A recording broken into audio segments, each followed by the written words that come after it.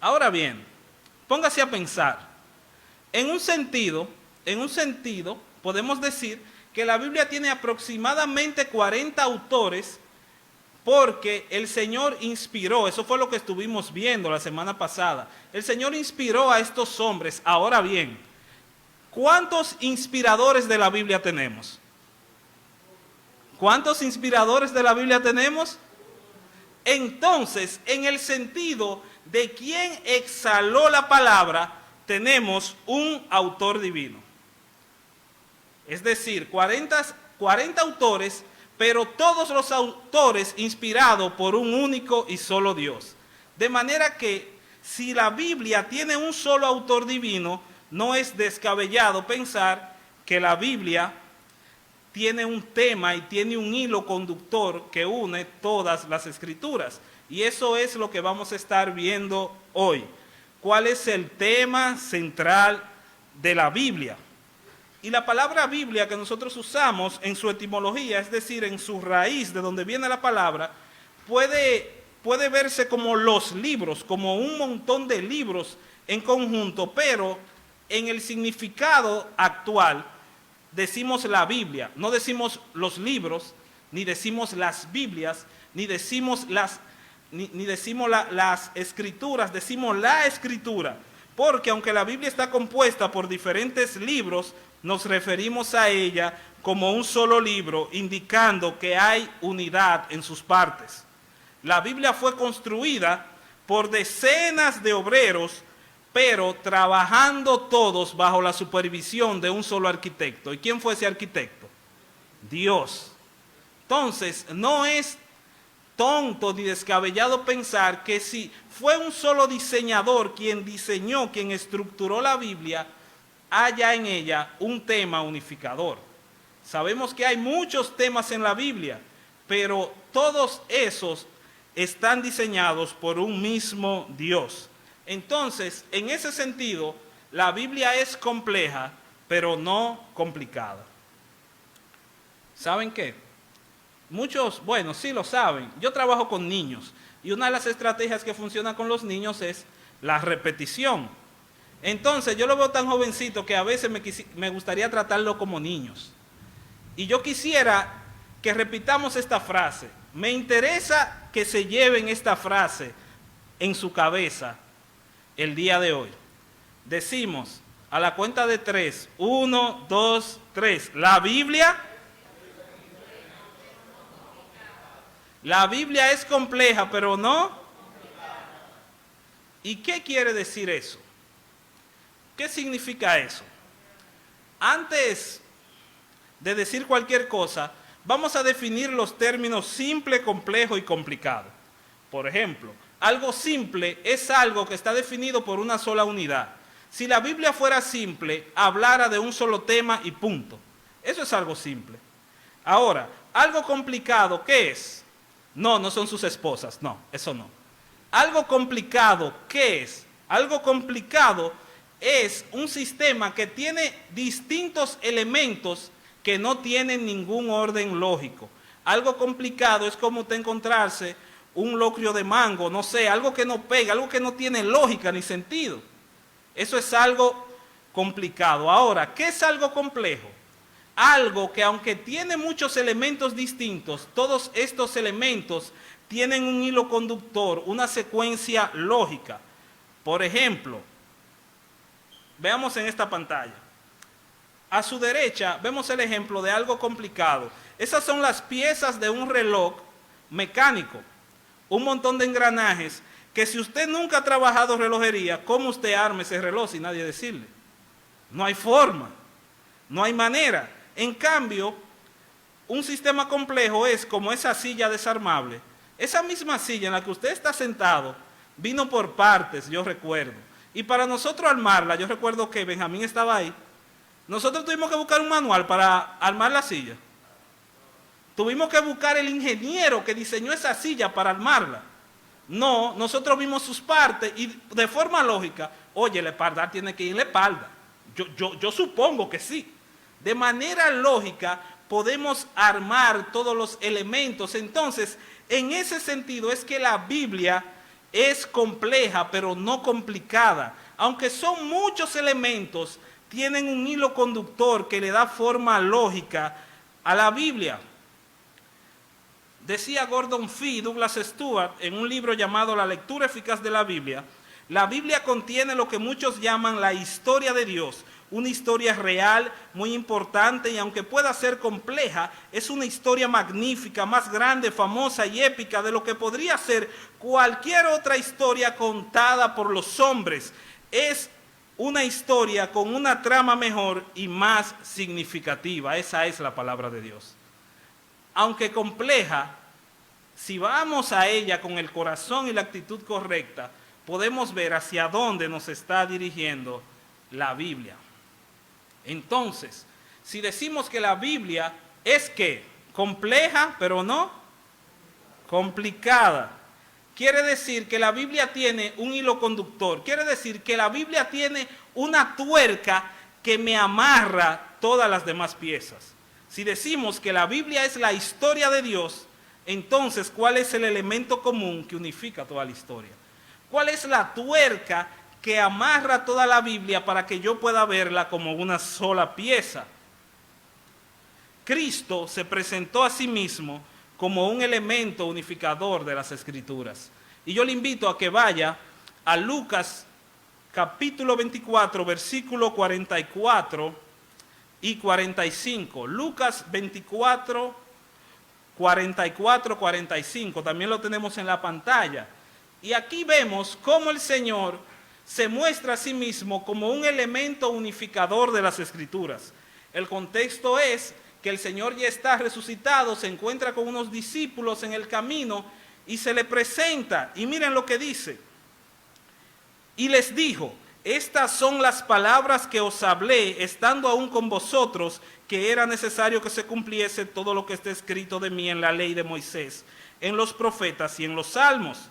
45. Entonces le abrió el entendimiento para que comprendiesen las Escrituras. Vemos a Jesús mostrándose en la ley, en los profetas y en los salmos. ¿Y por qué ese versículo nos indica que toda la Biblia muestra a Cristo como un elemento unificador? Algo que debemos entender es cómo estaba conformada la Biblia en tiempos de Jesús. En tiempos de Jesús, la Biblia que circulaba era la que se conocía como el Tanakh.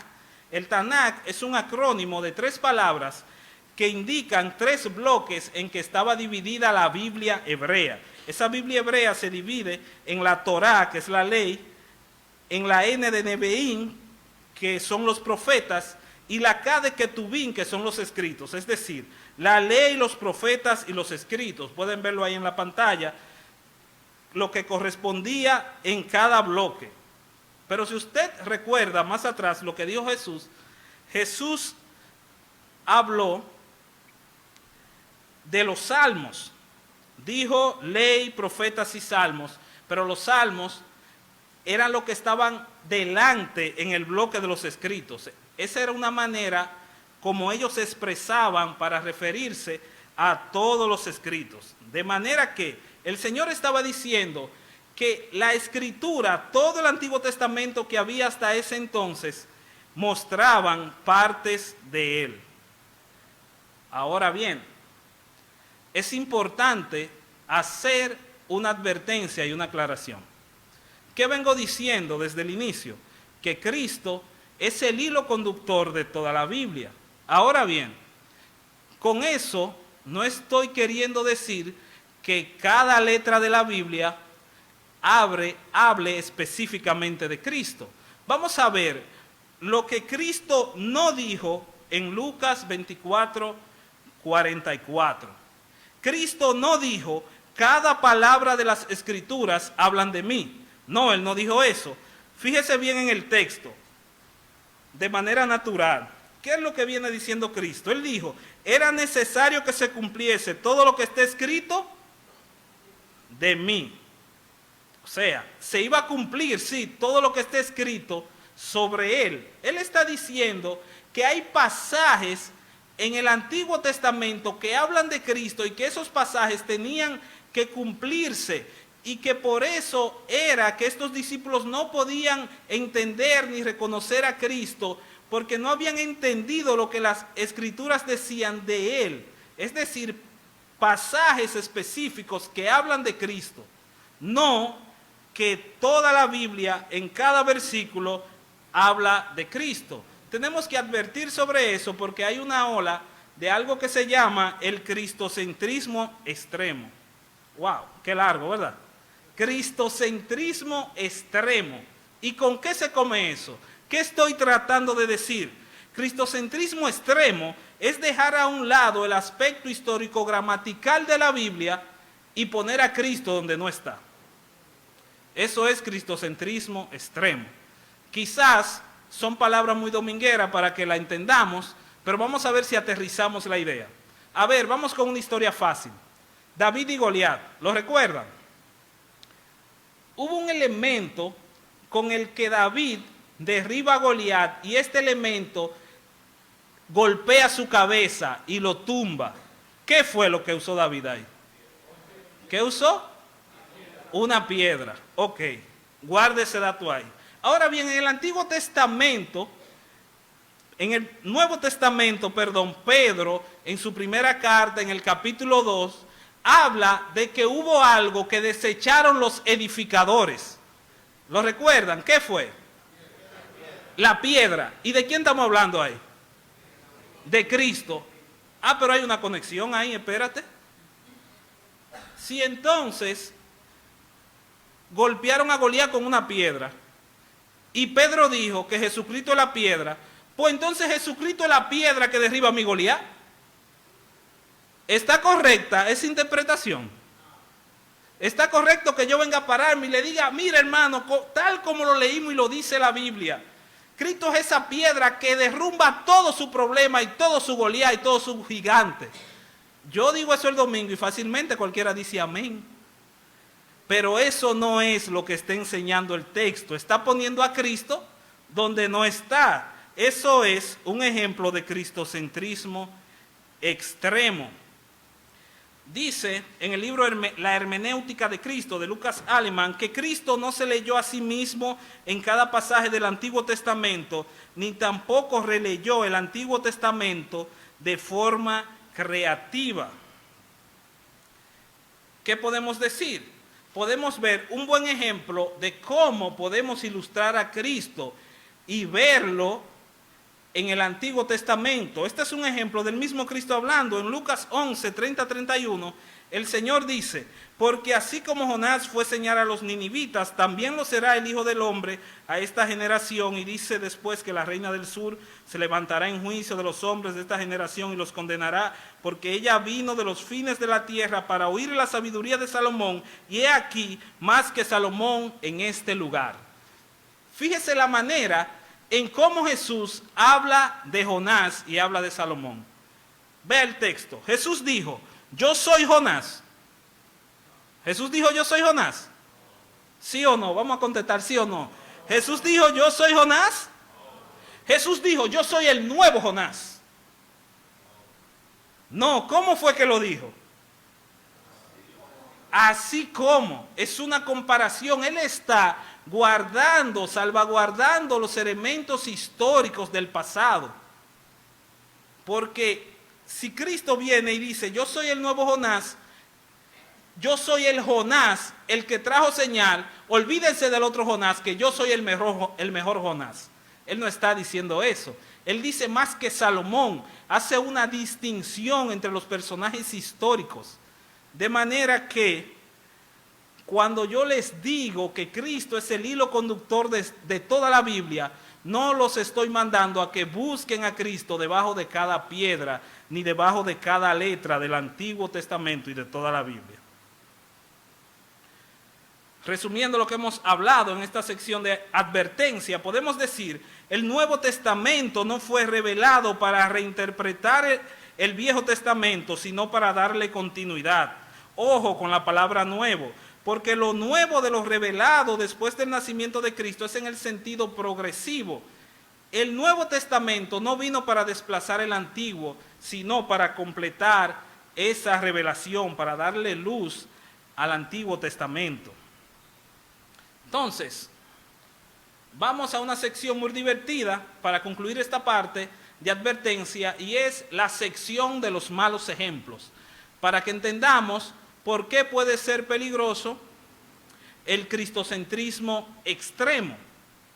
Por ejemplo, imagínense a usted que a mí me llamen una de esas zonas de damnificados que le están pasando muy mal, del este, por ejemplo, y me digan: mira, Leandro, yo quiero que tú vayas y prediques del Salmo 37:25, donde dice: no he visto justo desamparado, ni su simiente que mendigue pan, para que tú le des esperanza a esa gente. Y allá yo me aparezca y le diga: mira, hermano, la Biblia dice que Jesús es el pan de vida. Por lo tanto, cuando dice ni su simiente que mendigue pan, es de Jesús que está hablando. A Dios no le importa que usted pase hambre, usted tiene a Jesús por siempre. Eso es lo que dice el texto. Cuando yo me olvido de interpretar los pasajes de la Biblia en su contexto, yo le estoy quitando la esperanza que de ese pasaje. Yo le estoy quitando la enseñanza que me está dejando ese pasaje. Otro mal ejemplo, y con esto concluyo. En la Biblia, en el Antiguo Testamento, hay muchas historias que son muy trágicas. Como por ejemplo, ¿quién recuerda el varón Usa? ¿Usa era que se llamaba? Sí. ¿Qué hizo Usa? Agarró el arca. ¿Y qué le pasó después que le puso la mano? Se fue. Eso se ve muy cruel. Pero cuando pensamos en un pasaje como ese, nos vamos por la tangente y decimos: no, pero gracias a Dios que Cristo es nuestra arca, ya no tenemos que andar con un arca que pueda matarnos. Y usamos a Cristo muchas veces para simplificar lo que el pasaje nos quiere enseñar.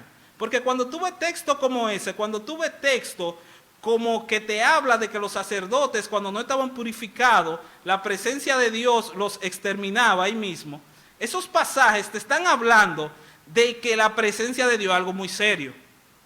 Es algo muy serio, es algo terrible. Entonces, cuando venimos y pintamos de Cristo esas historias y decimos: no, porque ya nosotros no tenemos que pensar en sumo sacerdote ni en nada, y gracias a Dios por Cristo, porque ya quitó todas esas cuestiones del Antiguo Testamento. Y es verdad, gracias a Dios porque todo eso lo quitó. Ahora, hay enseñanzas en el Antiguo Testamento que no podemos pasarle por encima. Textos como ese de Usa nos enseñan que con la presencia de Dios no se juega. Si usted interpreta ese texto bien en su casa y lo medita bien, yo le aseguro que difícilmente usted va a venir a la iglesia a maticar chicle y a estar chateando. Porque usted va a entender que la presencia de Dios es algo serio. Entonces, ahí es donde queremos llegar. Retomando entonces, cómo ver a Cristo en toda la Biblia sin caer en un cristocentrismo extremo que ya explicamos. ¿Cómo hacerlo? Viendo la Biblia de esta manera, y preste atención a estos círculos. En toda narrativa grande, por lo regular, pasa esto. Hay una trama general. Hay una trama general con personajes principales. Y dentro de esa trama puede que haya temas implícitos. Y con implícitos no digo que son temas ocultos, sino que son temas que, sin decírtelo de manera textual, la historia te va diciendo lo que quiere mostrarte. Y también hay temas específicamente que es cuando habla de algo concreto. Por ejemplo, vamos a ver una serie que todos conozcamos. Podemos usar El Chavo del Ocho. ¿Quién es el personaje principal en El Chavo del Ocho? El Chavo. Ahora, dígame un personaje secundario. Kiko. Kiko y la Chilindrina, ok. Ahora bien, en la trama del Chavo, todos los problemas de Kiko y la Chilindrina eran con el Chavo. Todos los problemas eran con el Chavo. No, habían pequeñas historias entre Kiko, la Chilindrina, Don Ramón, pequeñas historias entre ellos que todos iban englobados dentro de la gran historia que era el Chavo.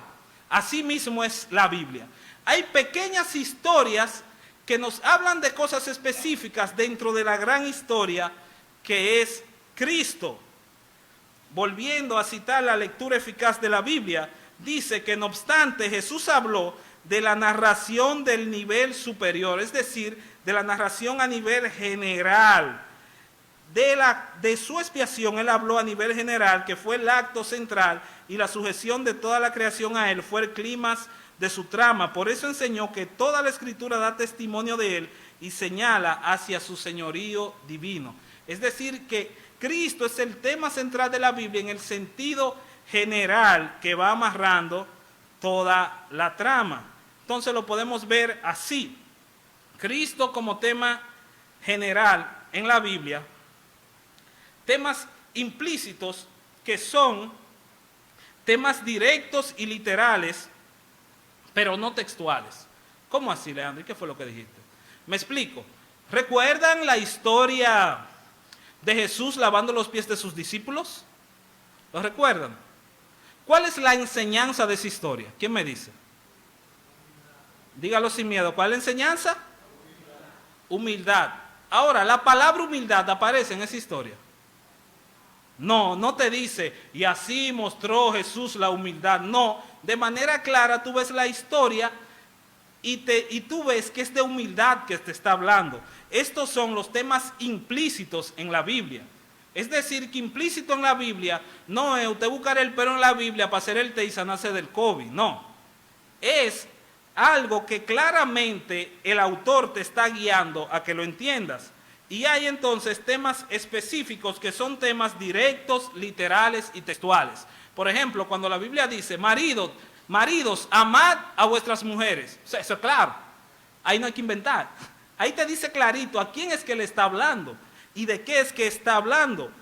Entonces, ¿dónde es que está el problema? Que entre todos estos temas tú agarres y digas, bueno, Cristo es el tema general y Cristo también es el tema específico y Cristo también es el tema implícito y todo es Cristo porque todo es para la gloria de Cristo. No, suena bonito, pero no es así en la realidad de interpretar a la Biblia. Miren qué es lo que pasa.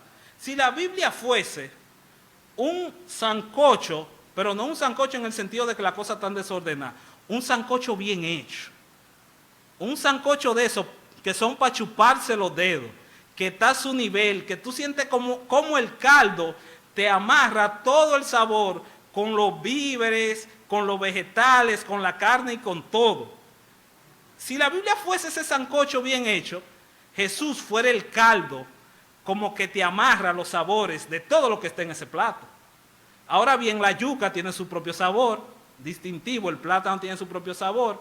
Entonces, el cristocentrismo extremo es decir que Cristo es el caldo, los víveres, los vegetales y hasta el plato. Y no es así. Ahora, también hay una manera errónea que podemos interpretar toda la Biblia, y es tomando un tema específico y forzándolo a que sea un tema general. Por ejemplo, muchas iglesias que quieren aumentar su fondo monetario, toman el tema específico de la Biblia que habla de la ofrenda, y te llevan ese tema de la ofrenda por toda la Biblia, y al final terminan en Apocalipsis y te dicen, mira, la Biblia dice que los ladrones no entran, y el que no ofrenda le está robando lo de Dios. Por tanto, el que no ofrenda no va al cielo y punto. Y ese es el tema general de la Biblia para ellos. Eso también es incorrecto.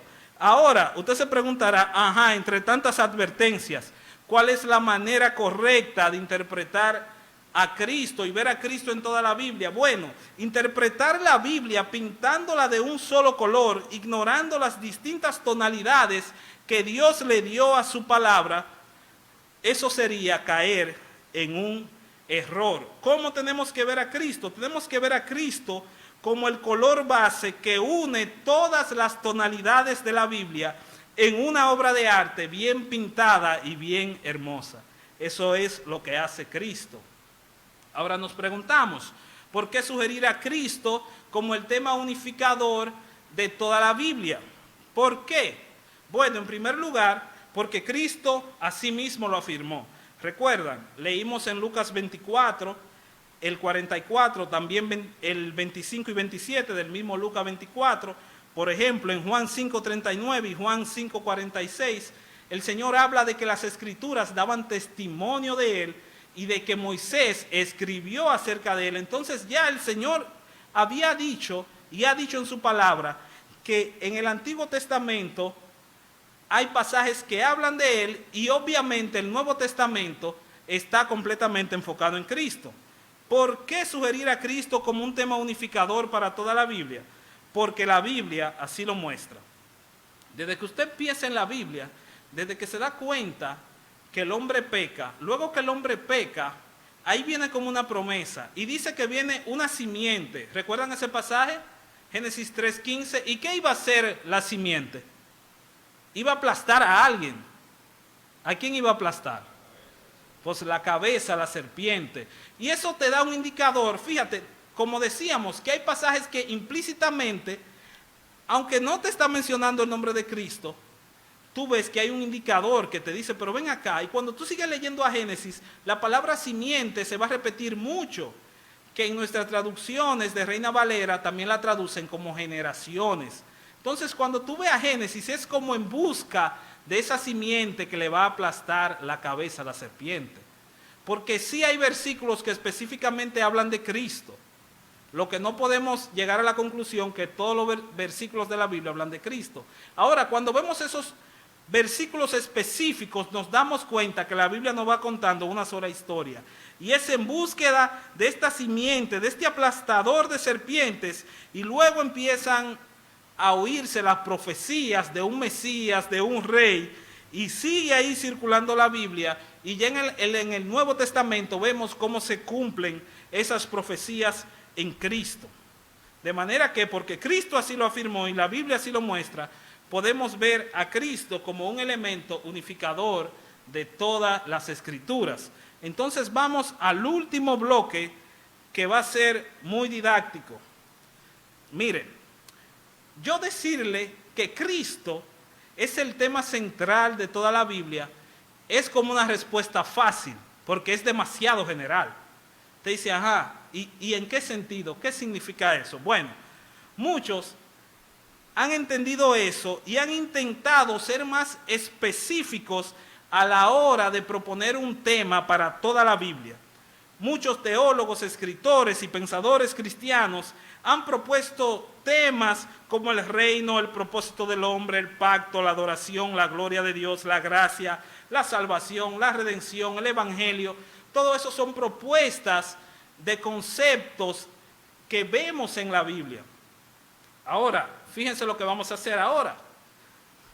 Vamos a analizar esos conceptos y a ver cómo ellos se relacionan con Cristo. ¿Por qué, a pesar de que la palabra Cristo quizás sea muy general, proponemos a Cristo como el tema unificador de la Biblia? Porque Cristo es el rey coronado por Dios para su reino. Porque Cristo es el segundo Adán que le da propósito al ser humano. Porque Cristo es el mediador de la relación entre Dios y el hombre, el mediador de un nuevo pacto. Cristo es el restaurador de la adoración verdadera. Cristo es la expresión máxima de la gracia de Dios. Y Cristo es el centro mismo del Evangelio. La idea es que podamos usar a Cristo para ver la Biblia como una sola historia. Ahora vamos a ver muchos íconos similares. Y si vemos la Biblia como una sola historia, podemos dividirla en estos 4 grandes bloques. Tenemos en primer lugar, a ver, ¿quién me ayuda? ¿Cuál es el primer bloque? Ok, el segundo bloque. Tercer bloque, solo la roja. ¿Y el último bloque? Y eso es verdad, que así podemos resumir la Biblia. Vamos a ver. Si vemos la Biblia como una historia, veremos en Génesis del 1 al 2 la creación. Luego en Génesis 3, ¿qué vamos a ver? La caída. El hombre pecó. Entonces, ¿qué sucede? En Génesis 3:15 ya vemos la promesa de esa simiente que viene. Entonces, ahí vemos la promesa, es decir, el rescate prometido. Y cuando seguimos en los libros históricos, vamos a ver cómo ese rescate de ese pueblo, cómo Dios guarda el pueblo de Israel para que de ahí venga ese rey que habría de redimirlos. Entonces, también cuando el pueblo de Israel cae en sus pecados y se divide, entra un tiempo fuerte de profetas y esos profetas profetizaban acerca del rescate que iba a llegar. Y ya entonces en el Nuevo Testamento los evangelios nos hablan de que ese rescate había sido alcanzado y fue alcanzado en la cruz de Cristo. Y luego vemos en las cartas y en el libro de los Hechos cómo ese rescate es proclamado. Y ya cuando llegamos a los últimos capítulos de la Biblia, ¿qué es lo que vemos? A la creación como restaurada, nueva en el sentido de una creación mejorada. ¿Qué es lo que pasa con la Biblia? Que como en toda narrativa, siempre hay una parte que es como más gruesa. Siempre hay introducción.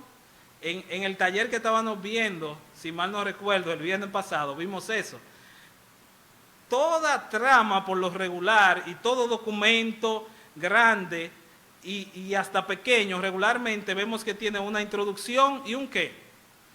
Un desarrollo y una conclusión. Entonces, la caída y la redención son como el desarrollo, porque miren qué es lo que pasa.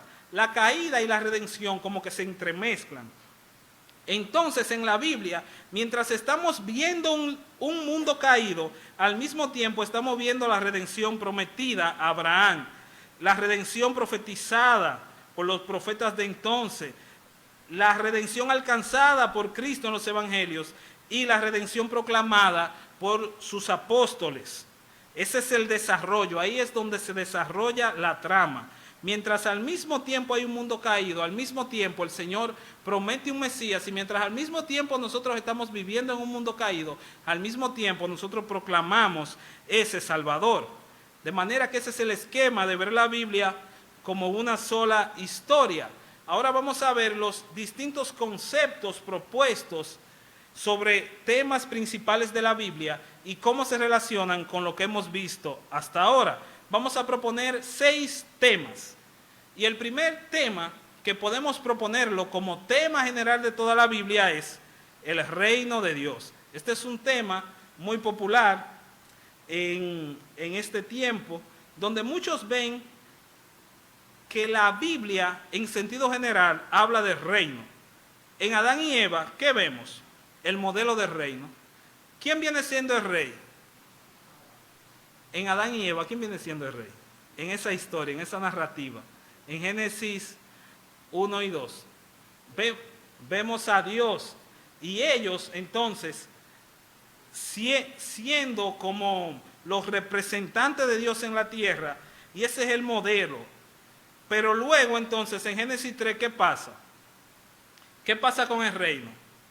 Segundo ícono, el reino se corrompe. Luego entonces, en la parte extensa de la Biblia, vemos el reino prometido, profetizado, alcanzado y proclamado. Y ya al final de la historia, el reino restaurado. Eso es un desglose mucho más grande, pero esta es la manera más sencilla de verla en estos 4 bloques. Otro tema que podemos proponer es el tema del propósito del hombre creado a imagen de Dios. Vamos a ver. ¿Cómo podemos ver esto en la Biblia? En Génesis 1 y 2 vemos la imagen de Dios representada. ¿Representada en quién? Exacto. Luego el hombre peca. ¿Y qué pasa con la imagen de Dios?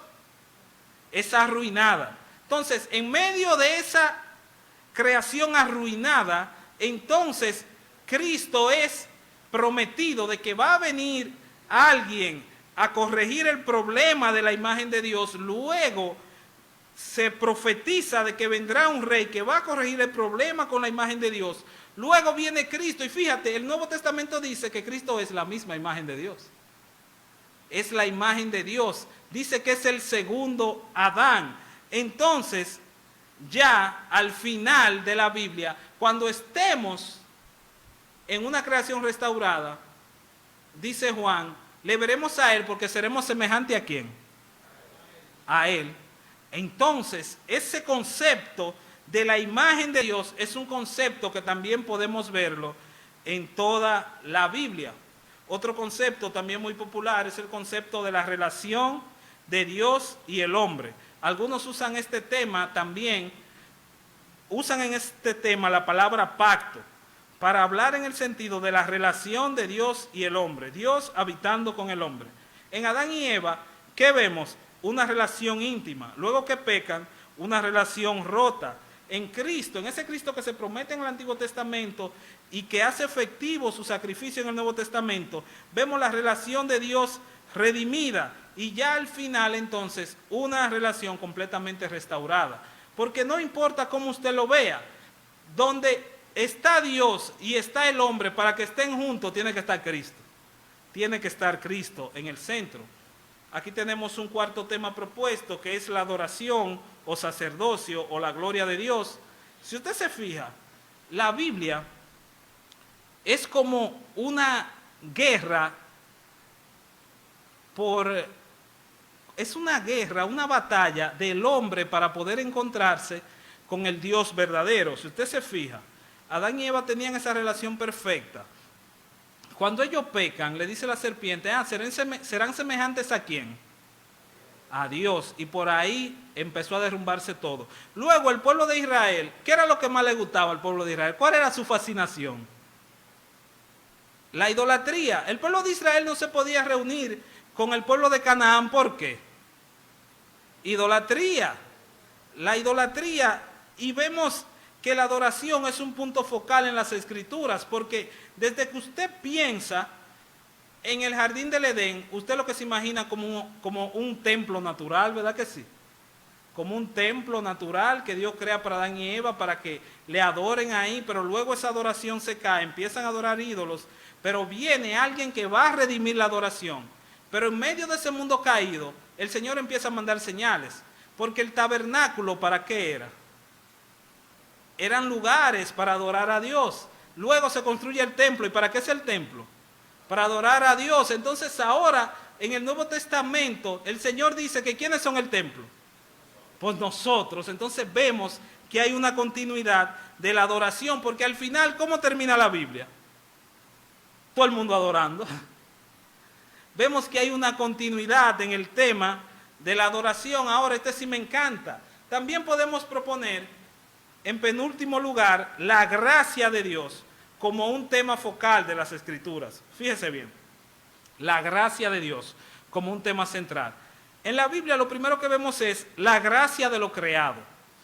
Lo que Dios creó fue pura gracia.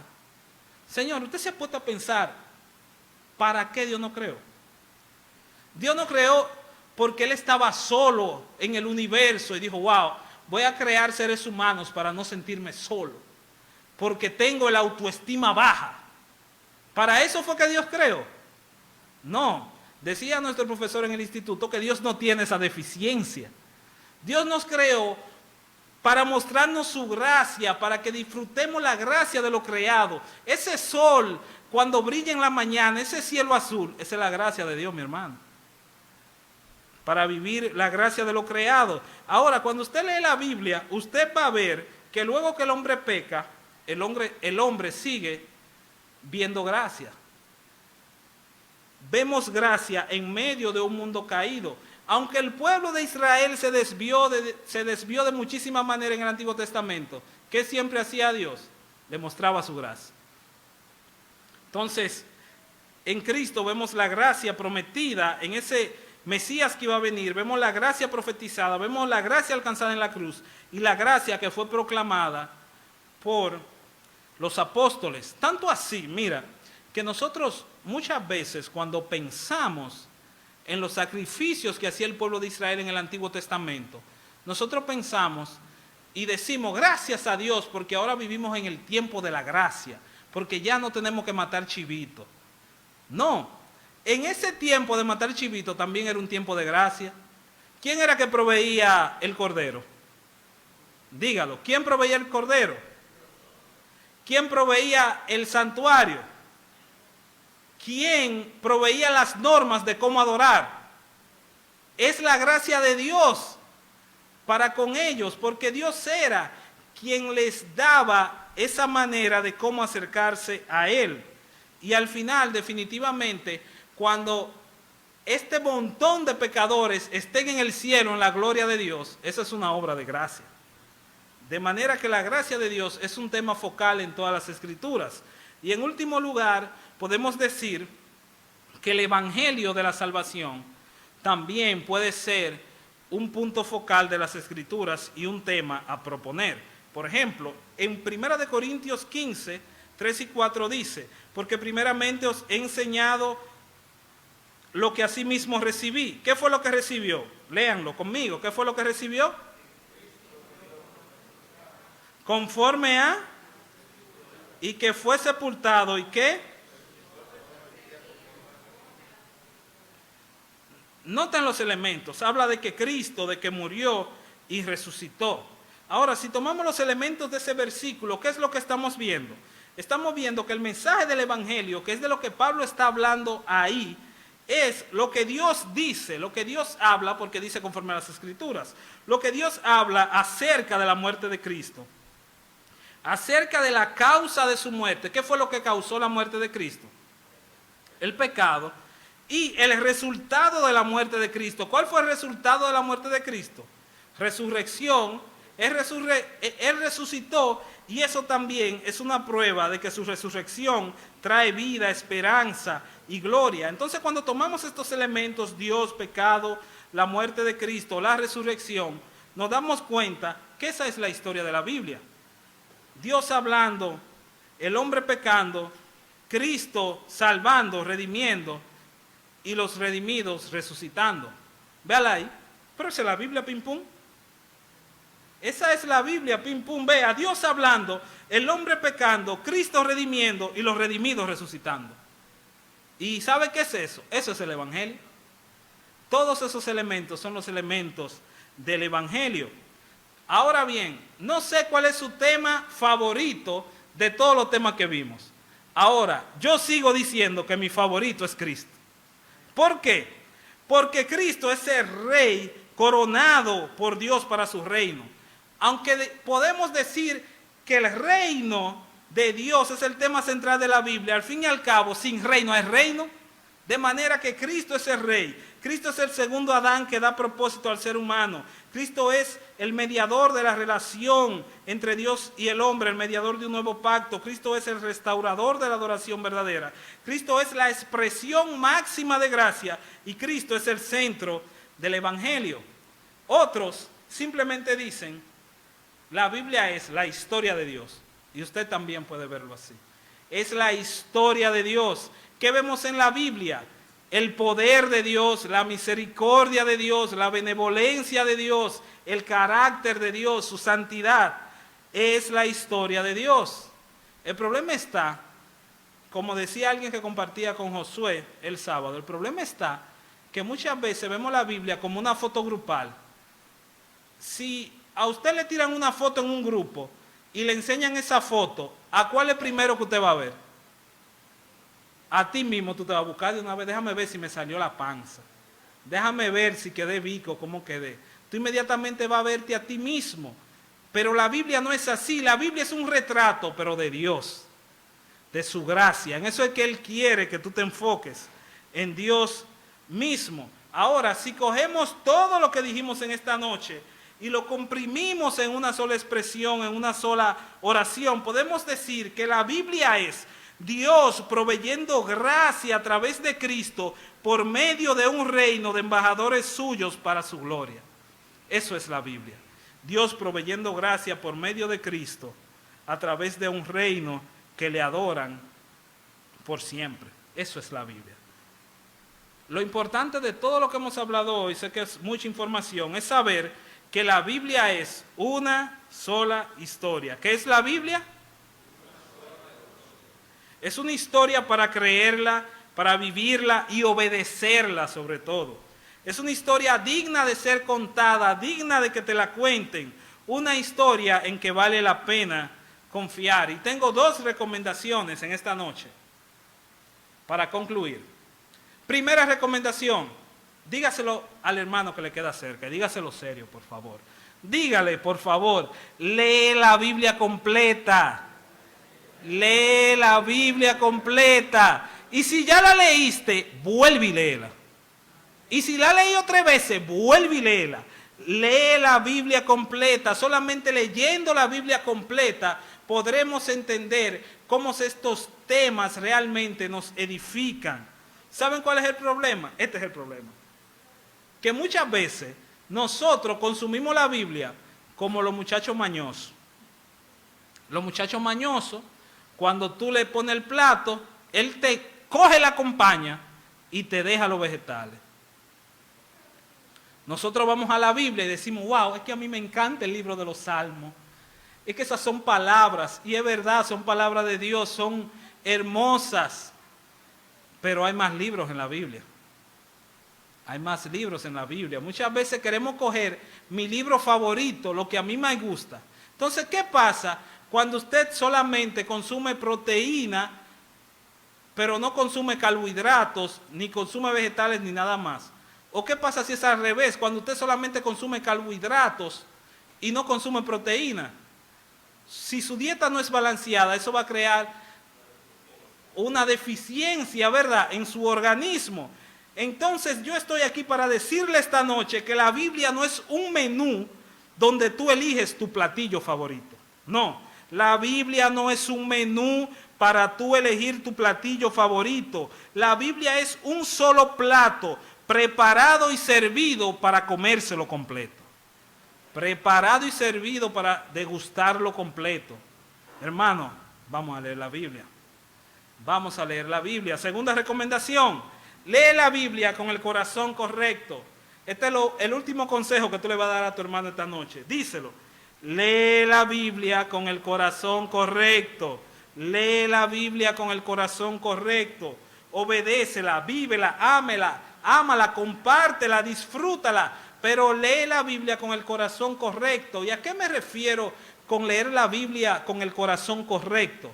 Esa que usted toma su Biblia, no para ser el que más se sabe versículos, no para ser el que se quiera parar aquí adelante, sino para usted obedecer a Dios, para usted escuchar a Dios, para usted conocer a su Padre Celestial. Eso es leer la Biblia con el corazón correcto.